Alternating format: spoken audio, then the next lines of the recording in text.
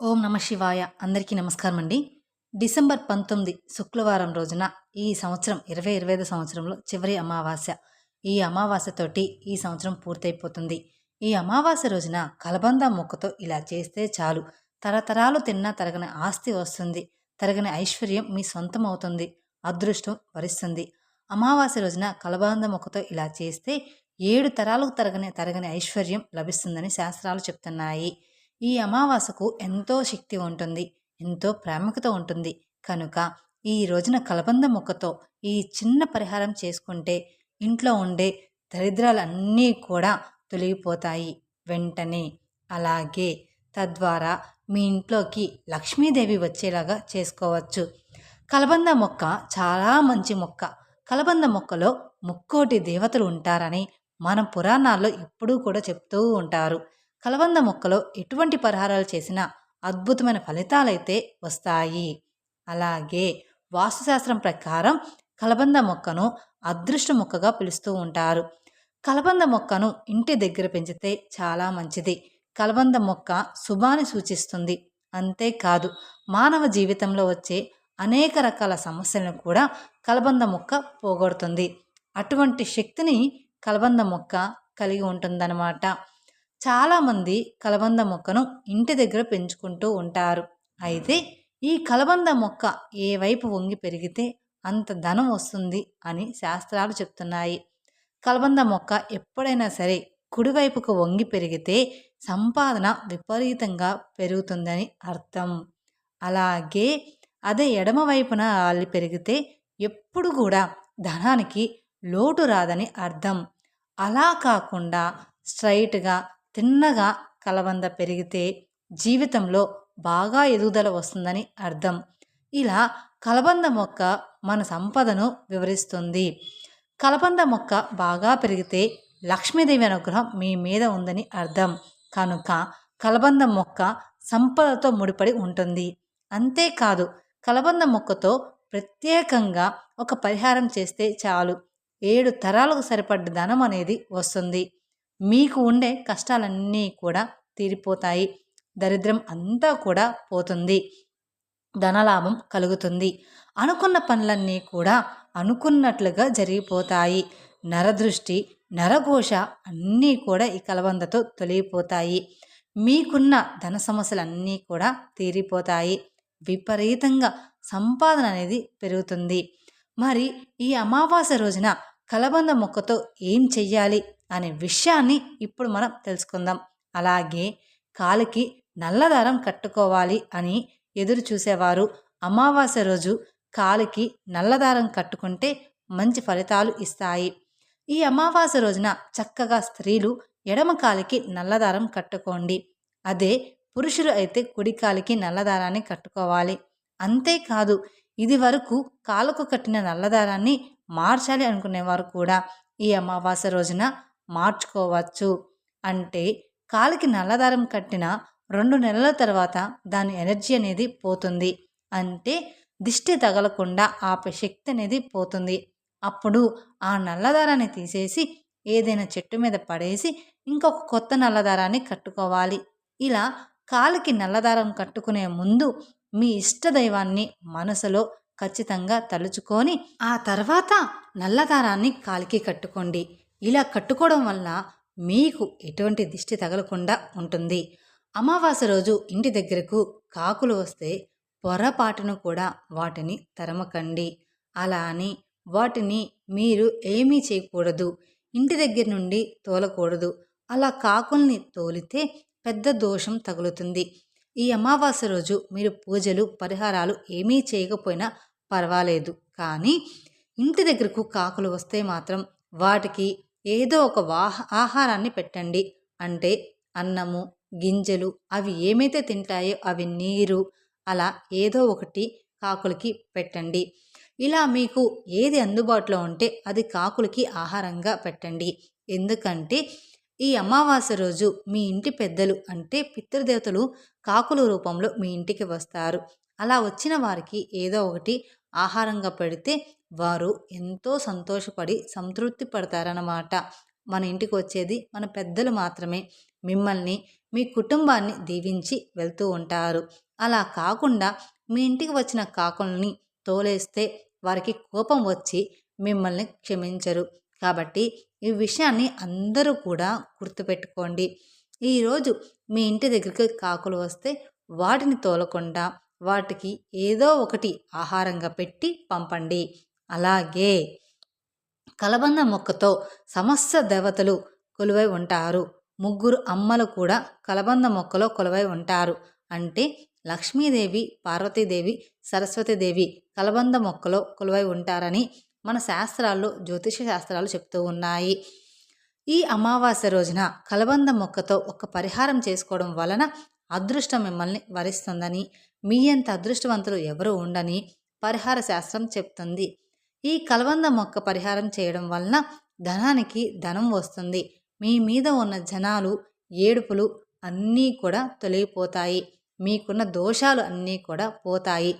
నరదృష్టి, నరఘోష అన్నీ కూడా తొలగిపోతాయి. అలాగే మీ ఇంటికి ఉన్న నెగిటివ్ ఎనర్జీ అంతా కూడా తొలగిపోతుంది. ధన సమస్యలు, ఆర్థిక సమస్యలు, అప్పుల బాధలు ఇలా మీకున్న సమస్యలన్నీ కూడా తొలగిపోతాయి. చాలామంది ధన సమస్యలతో, అప్పుల బాధతో సతమతమైపోతూ ఉంటారు. ఈ సమస్యల నుండి ఎలా బయటపడాలో తెలియక కొట్టుమిట్లాడుతూ ఉంటారు. కొన్నిసార్లు నరదిష్టి వలన కూడా ధన సమస్యలు కూడా అధికంగా వస్తూ ఉంటాయి. నరదిష్టి తగిలితే పనులనేవి ముందుకు సాగవన్నమాట. మీకున్న సమస్యలు అధికంగా అవుతాయి. ఎప్పుడూ కూడా పేదరికంలోనే మునిగిపోతూ ఉంటారు. ఇంట్లో గొడవలు వస్తూ ఉంటాయి. ఏమీ చేయకపోయినా అందరూ మీ మీద నిందలు వేస్తూ ఉంటారు.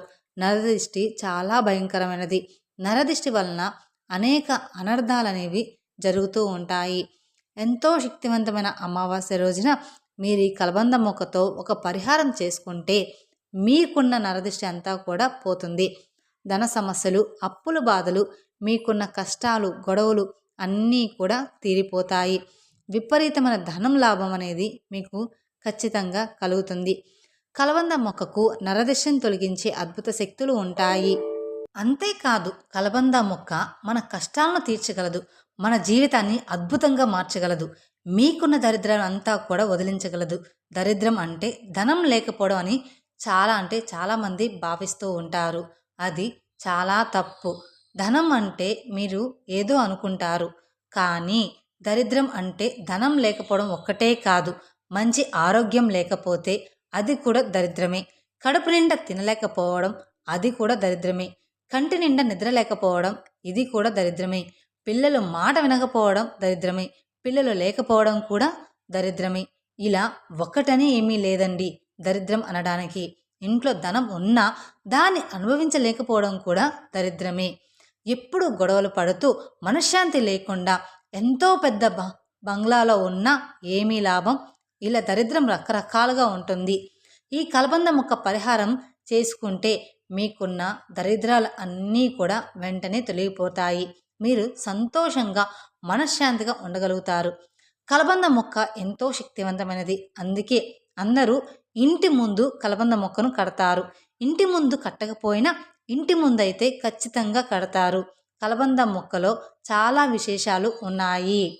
కలబంద మొక్కను ఇంటి ముందు కట్టాలి అనుకునేవారు, లేదా ఉన్న కలబంద మొక్కను తీసేసి కొత్త కలబంద మొక్కను మార్చాలి అనుకునేవారు ఈ అమావాస్య రోజున మార్చుకుంటే చాలా మంచిది. ఇంకా ప్రత్యేకంగా ఈ అమావాస్య రోజు కలబంద మొక్కతో ఒక పరిహారం చేసుకుంటే ఇంకా మంచిదనమాట. మరి తరతరాలకు తరగని ఐశ్వర్యం అనేది వస్తుంది. లక్ష్మీదేవి అనుగ్రహం మీకు ఉన్న దరిద్రం అంతా కూడా వదిలిపోతుందని పండితులు చెప్తున్నారు. అమావాస్య కలిసి వస్తే ఆ రోజుకు అతీత శక్తులు వస్తాయి.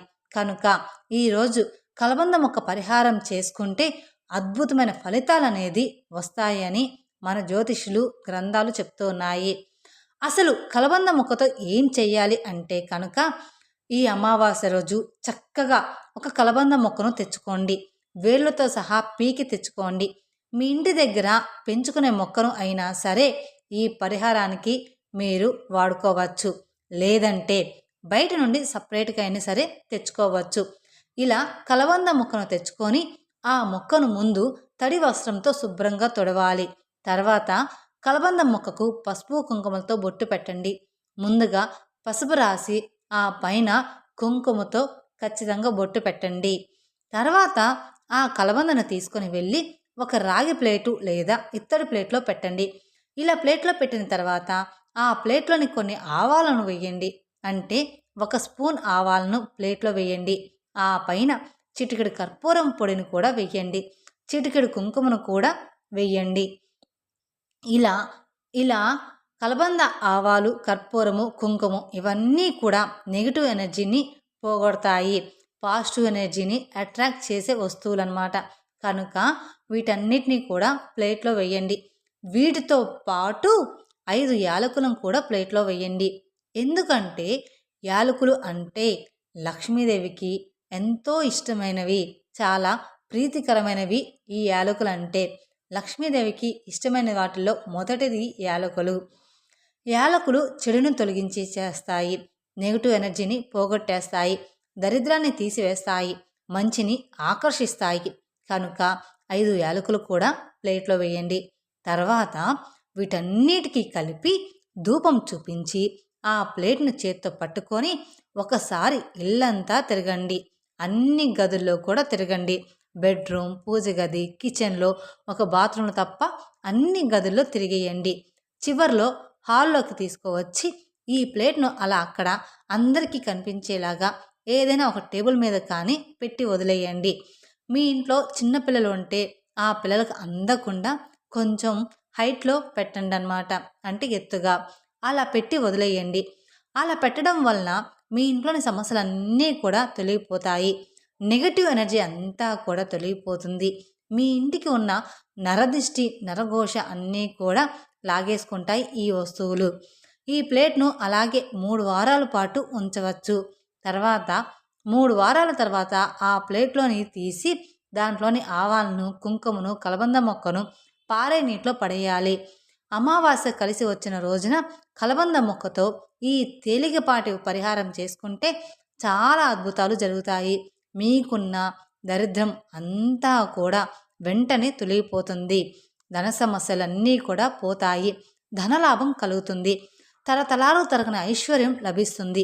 మీరు మీ ఇంట్లోని వారందరూ కూడా సంతోషంగా ఉండగలుగుతారు. లక్ష్మీదేవి అనుగ్రహం కలుగుతుంది. మీకు అన్నీ కూడా శుభాలే జరుగుతాయి. ఔషధ మొక్కగా కలబంద ప్రసిద్ధి చెందింది. ఎక్కువగా చర్మ సంరక్షణ ఉత్పత్తిలో ఇతర ఉత్పత్తితో కలబందను విడివిడిగా వాడుతూ ఉంటారు. కలబంద మొక్కను ఇంట్లో పెంచుకోవడం వలన ప్రతికూల శక్తులన్నీ కూడా తొలగిపోయి సానుకూల శక్తులన్నీ కూడా మీ ఇంట్లోకి ప్రవేశిస్తాయి. ఆరోగ్యపరంగా కలబంద ఉండే పోషకాల్లో మనకు చాలా రకాలుగా మేలు చేస్తాయి. కలబందకు దుష్ట శక్తులను ఆకర్షించే సామర్థ్యం ఉందని నమ్ముతారు. ఈ మొక్క గాలిని మాత్రమే వినియోగిస్తూ నీరు లేకుండా కూడా చెక్కు చెదరకుండా ఎక్కువ కాలం బ్రతుకుతుంది. వాస్తుశాస్త్రం ప్రకారం కలబంద మొక్కను అదృష్ట మొక్క అంటారన్నమాట. ఈ మొక్కను ఇంట్లో నాటుకుంటే చాలా శుభప్రదం. ఈ మొక్కతో మనిషి జీవితంలో వచ్చే సమస్యలు కూడా తొలగిపోతాయి. కలబంద మొక్కను ఏ దిశలో అయినా సరే నాటవచ్చు. మీరు కూడా ఈ అమావాస్య రోజున కలబంద మొక్కతో ఈ పరిహారం చేసి మంచి శుభ ఫలితాలను అనేది పొందండి. మీ ఇంట్లో ఉన్న నరదిష్టి, నరఘోష అన్నీ కూడా పోతాయి. తెలుసుకున్నారు కదండి అమావాస్య రోజున ఏం చేయాలి అనేది కలబంద మొక్కతో. ఈ వీడియో కనుక మీకు నచ్చినట్లయితే మరికొందరికి షేర్ చేయండి. అలాగే మొదటిసారి మీరు మా ఛానల్ చూస్తున్నట్లయితే మా ఛానల్ సబ్స్క్రైబ్ చేసుకొని నన్ను సపోర్ట్ చేయండి.